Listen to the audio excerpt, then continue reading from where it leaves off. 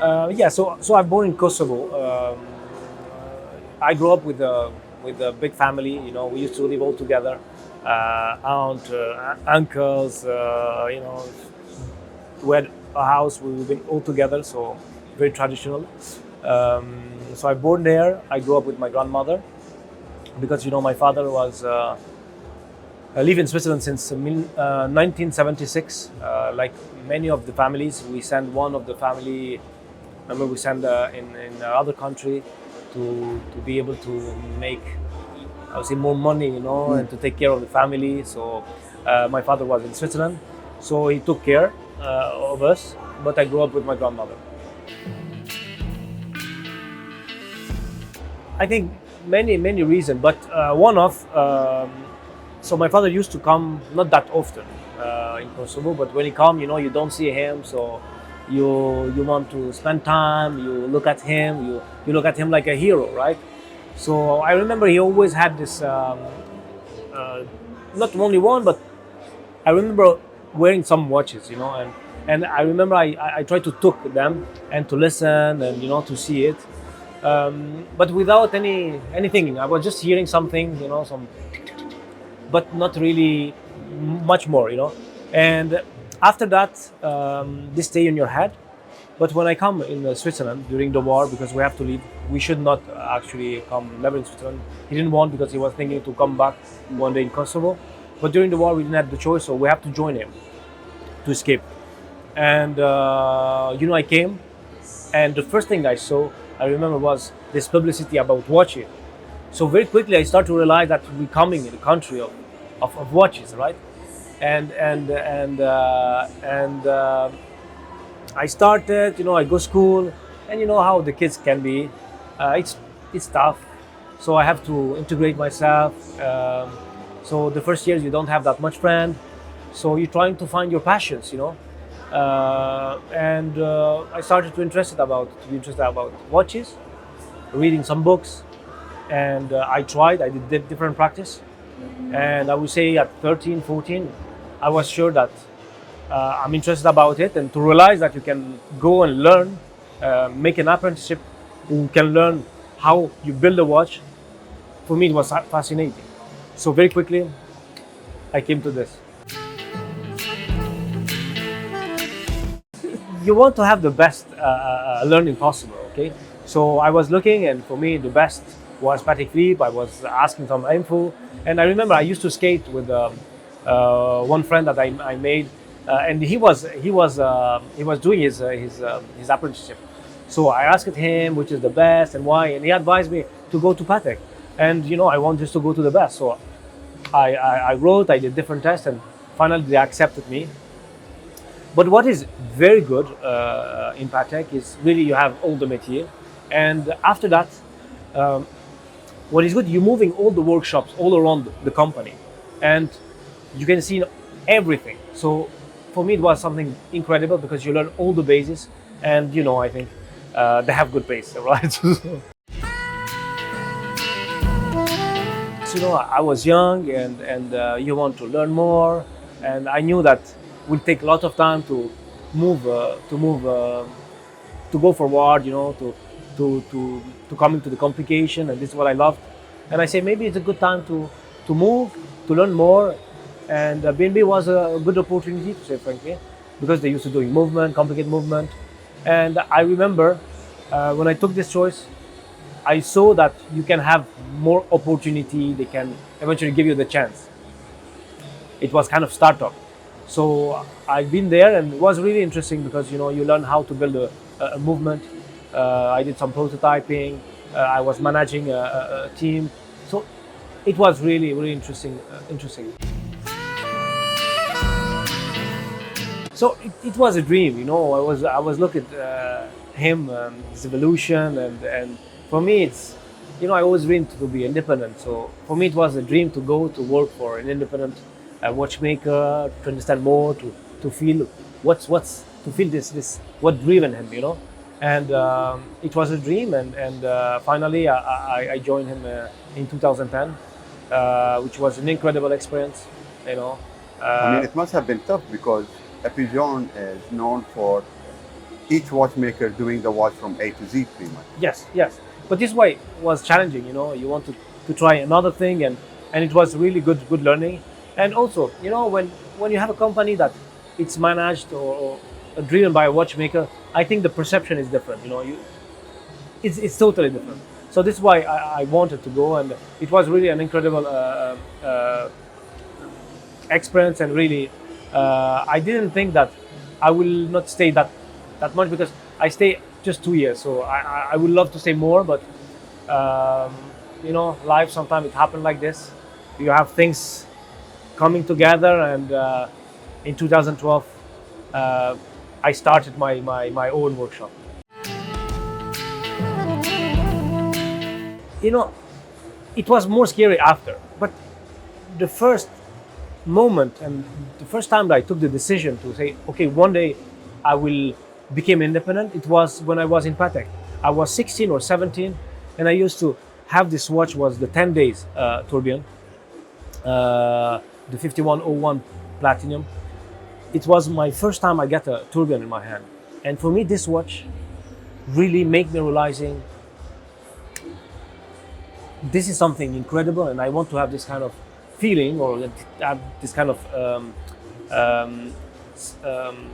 sensibility. I don't know how you say it, but to have this kind of emotion when you get a watch. So I say, you know what?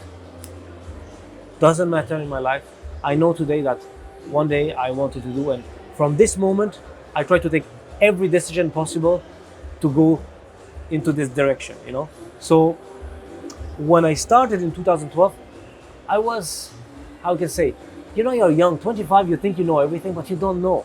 You know, I was sure that everyone will love my watch, you know. I was, you know, you believe on that totally. And it was not like this, but what I'm saying, you are less, you can take risk, you know, you don't see really it's okay, you know. And for me, it was easy decision. But for some years, it's been very tough. It's been very difficult.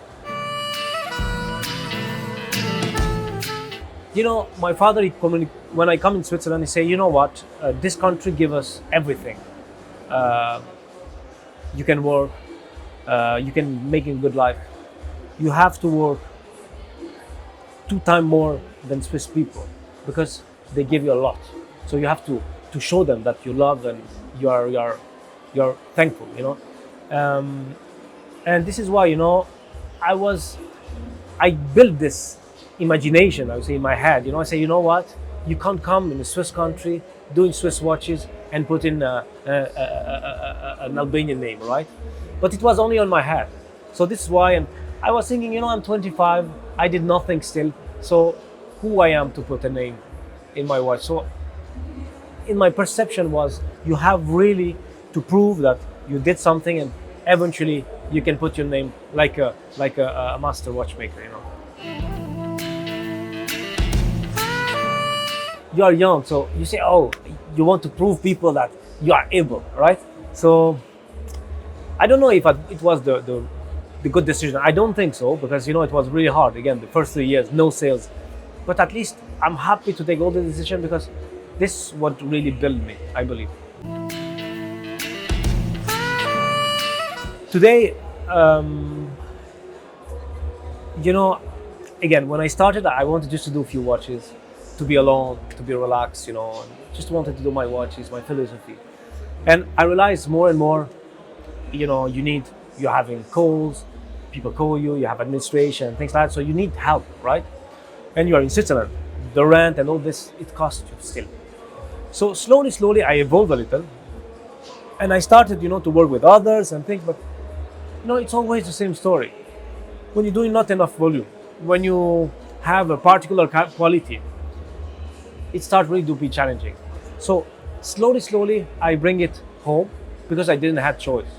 So today, I'm very happy, because we're doing the straps, we're doing the case, we're doing component, we're doing dials, we're doing the construction.